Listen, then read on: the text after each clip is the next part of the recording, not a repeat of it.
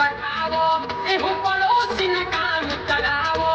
तू अकेले तनी हाथ बताओ फिर सच के लहरिया लूटे दो एहो लूटे दो अपन घरी में धनवा टूटे दो अपन घरी में धनवा टूटे दो अपन घरी में धनवा टूटे दो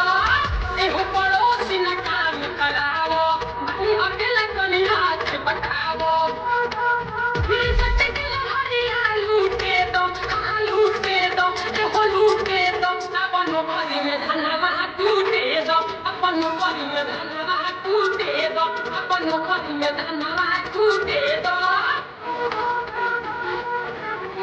Jose Tangana Studio.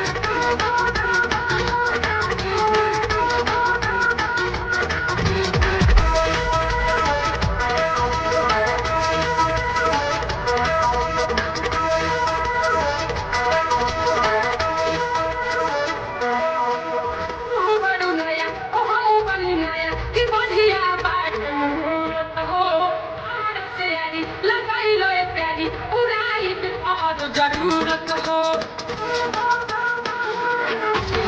तू बड़ू नया ओ हम बनी नया की बढ़िया बात मुहूर्त हो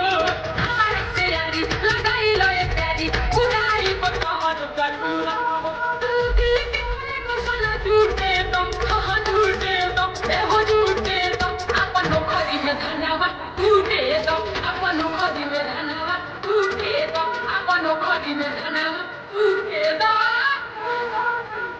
Jose Tangana Studio.